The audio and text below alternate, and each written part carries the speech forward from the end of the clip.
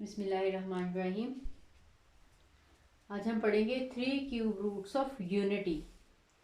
जिस तरह से स्क्वायर रूट होता है बिल्कुल इसी तरह से क्यूब रूट होता है। स्क्वायर रूट कहते हैं किसी भी नंबर की पावर जो है 1/2, जैसे 1 रेज़ टू पावर 1/2 जो है ये 1 की स्क्वायर रूट है। ठीक है, जब हम स्क्वायर रूट लेंगे 2 आंसर्स आएंगे हमेशा। इसी तरह से जब हम क्यूब रूट कहते हैं 1/, किसी भी नंबर की 1/3 पावर जो होगी वो उसकी क्यूब रूट होगी। तो जब हम क्यूब रूट निकालेंगे तो 3 आंसर्स आएंगे। ठीक है, स्क्वायर रूट जैसे 9 का आपने स्क्वायर रूट निकाला 1/2, दैट इज +-3, 2 आंसर्स आते हैं। इसी तरह से जब हम क्यूब रूट निकालते हैं तो 3 आंसर्स आते हैं। हम पहले रियल नंबर्स में करते रहे हैं, तो इसकी हम क्यूब रूट निकालते थे तो हम जस्ट 1 आंसर लिखते थे। तो अब अगर इसकी थर्ड रूट है तो 3 आंसर्स होंगे। अब हम तीनों के तीनों ही निकालेंगे। एक्चुअली इसके बाकी जो आंसर्स हैं वो इमेजिनरी होते हैं, इसलिए हम जनरली पहले उनको आम रियल नंबर्स में जब बात कर रहे थे तो उनको डील नहीं करते, हम एक ही रूट लेते थे। लेकिन अब जब किसी के हम क्यूब रूट निकालेंगे तो 3 आंसर्स ही निकालेंगे। अगर फोर्थ रूट निकालनी होगी तो 4 आंसर्स निकलेंगे। किसी की फिफ्थ रूट लेनी हो तो उसके एक्चुअली 5 आंसर्स होते हैं। अब हमने यूनिटी की जो है वो क्यूब रूट निकालनी है, तो हम सपोज कर लेते हैं कि x जो है वो इसकी क्यूब रूट है। Let x be a cube root of unity.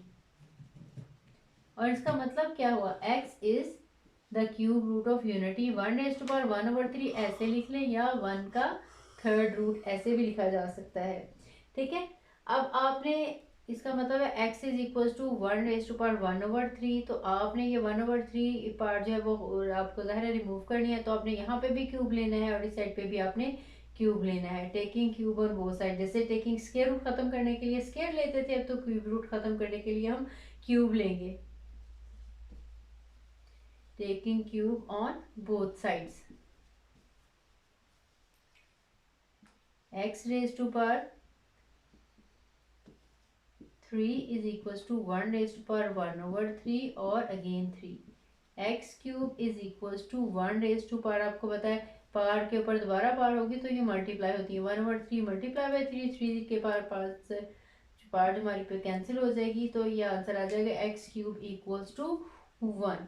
उसके बाद आपने क्या करना है कि सारे टर्म्स को एक साइड पे ले आना है। X cube -1 is equals to 0। अब इसकी हम फैक्टराइजेशन करेंगे। एक्स क्यूब माइनस, इसको आप कह सकते हैं ये 1 का क्यूब है, दिस 1 इज इक्वल्स टू 0। अब आपने इसकी फैक्टराइजेशन करनी है ए क्यू माइनस बी क्यू वाले फॉर्मूले से। तो x -1 एक्स स्क्र, ठीक है, ए स्क्र होता है, फिर प्लस जिसमें यहाँ पे माइनस होता है इसमें सेंटर वाली टर्म प्लस वाली होती है। अगर यहाँ पे प्लस वाली हो तो ये वाली टर्म जो है वो माइनस में आएगी। x इंटू 1 एक्स आ जाएगा और +1 का स्क्वायर 1 इक्वल्स टू 0। ठीक है, अब इसमें से हम या तो x -1 फैक्टर इक्वल टू 0 है या x square plus x plus 1 equals to 0 है। आप इन दोनों से बारी बारी आंसर निकाल लेंगे।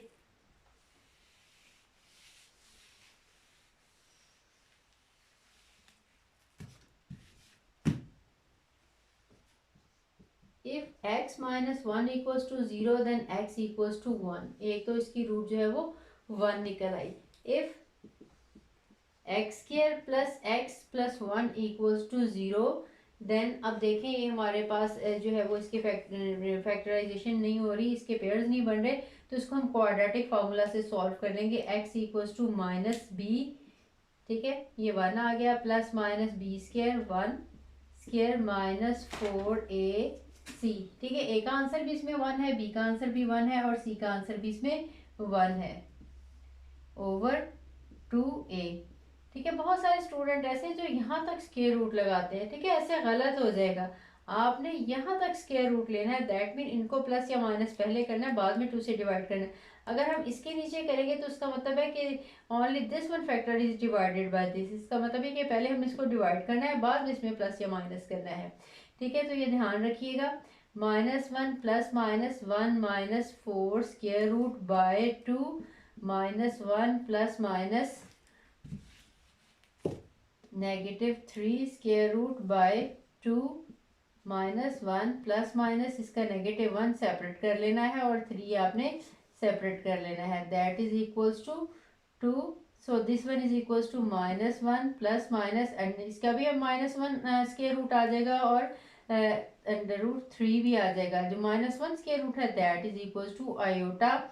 सो this one answer is equals to -1 plus minus √3 iota, since -1 square root equals to iota. तो अब आपके पास देखिए 3 आंसर्स आ गए हैं इसके। इसको हम सोल्यूशन सेट में लिख सकते हैं या जस्ट ऐसे ही लिख लें कि रूट्स जो हैं, अगर मैं सोल्यूशन सेट में लिख लेती हूँ दैट इज इक्वल्स टू 1 है और 1 plus minus -1 plus minus √3 iota by 2। ठीक है, इसके 3 आंसर्स आ गए। या हम कह सकते हैं 1 -1 plus √3 iota over 2 -1 minus √3 iota over 2, ये 3 इसकी रूट्स हैं। तो आपने किसी भी क्वेश्चन में उसकी रूट्स हैं वो फाइंड आउट करनी होंगी, तो हम यही मेथड अडॉप्ट करेंगे। उसकी क्यूब रूट को हम जो है, जैसे मैंने इसमें एक्स लिया है, इसी तरह से उस नंबर की क्यूब रूट लेके उसको एक्स के इक्वल कर लेना है। देन आपने दोनों साइड पे क्यूब लेना है, फिर उसको सिंप्लीफाई करना है, इस तरह से आंसर निकलेंगे हमारे पास। तो ये जो है एक इसकी रियल रूट है और ये जो 2 रूट्स हैं इसकी आयोटा वाली, ये दोनों कॉम्प्लेक्स या इमेजिनरी रूट्स हैं। एक्सरसाइज 4.4 है, इसका क्वेश्चन नंबर 1 यही है, find 3 cube roots of 8, -8, 27, -27 and 64। तो सब में आपने इसी मेथड से जो है वो रूट फाइंड आउट करनी है। सपोज हमें कोई सा भी एक आपने -8 की क्यूब रूट फाइंड आउट करनी है, तो हम इस तरह से ये लेट एक्स बी या क्यूब रूट ऑफ -8, देन हमारे पास x is equal to -8 raise to power 1/3 आ जाएगा। फिर आपने दोनों साइड पे आपने क्यूब लेना है, तो x क्यूब इक्वल्स टू -8 आ जाएगा, x cube plus 8 equals to 0 आ जाएगा। सब में यही a cube plus b cube वाला या a cube minus b cube वाला फॉर्मूला अप्लाई होगा। ये x क्यूब है और ये 2 रेज टू पावर क्यूब है इक्वल्स टू 0। यहाँ से आ जाएगा x प्लस 2 और आ जाएगा x square -2x and plus 2 का स्क्वायर आ जाएगा 4 इक्वल्स टू 0। ठीक है, ये आपने याद रखना है। a cube plus b cube का जो आंसर है वो a plus B A square minus A B और प्लस बी स्क्वायर आ जाएगा। लेकिन अगर a square minus B square होगा, क्यूब होगा, तो आपका आ जाएगा a minus B A square plus A B और प्लस बी स्क्वायर।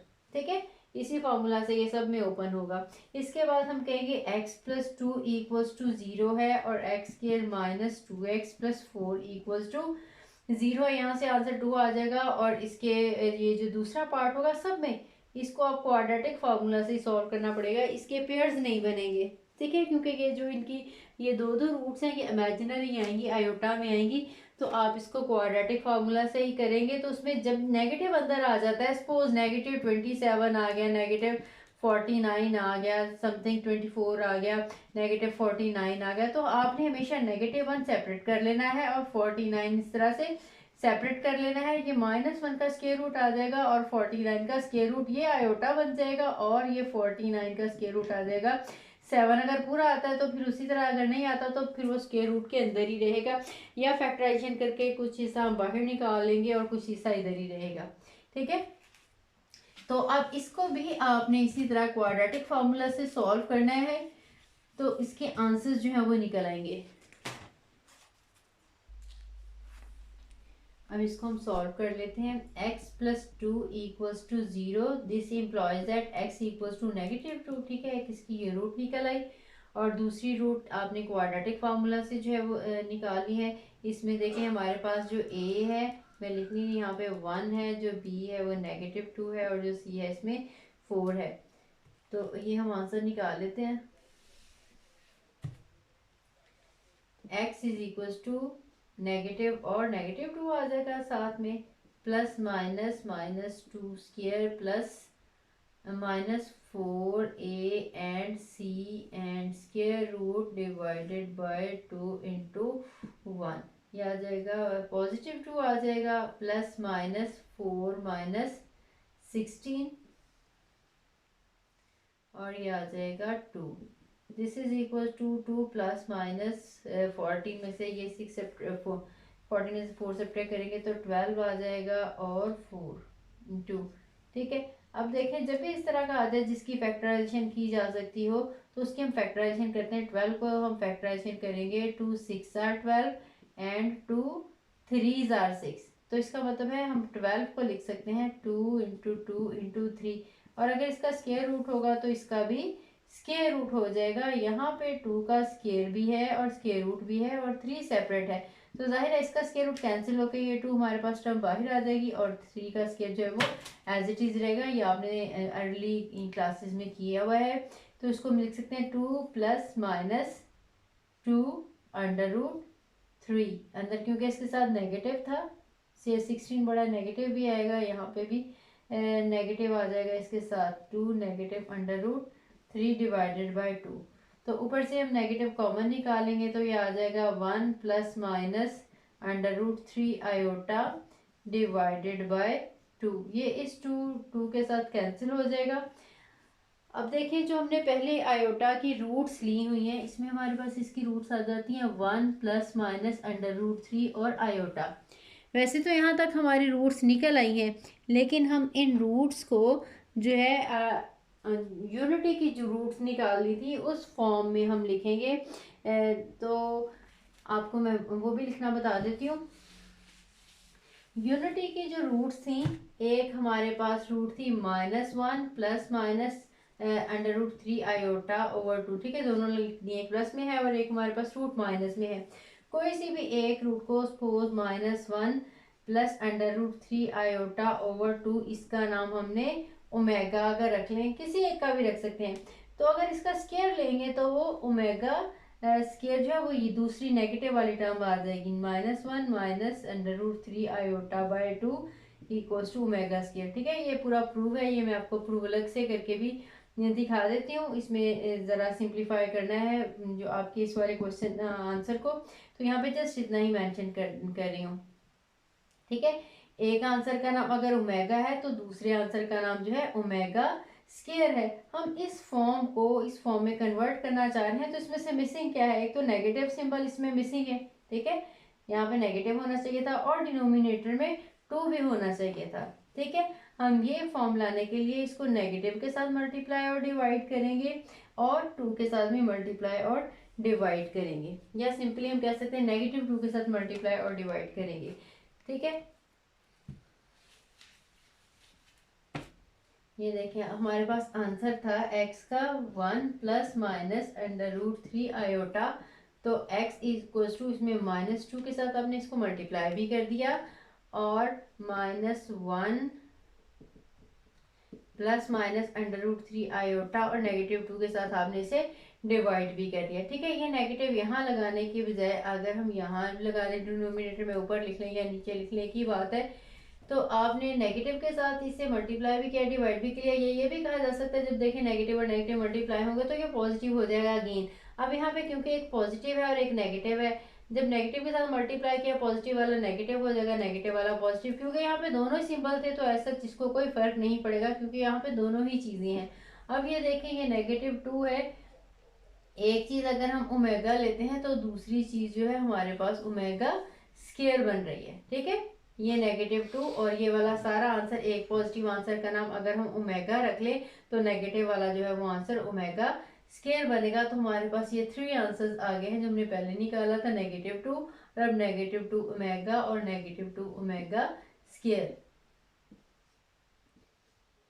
ये है उसकी जो है वो क्यूब रूट्स ऑफ -8।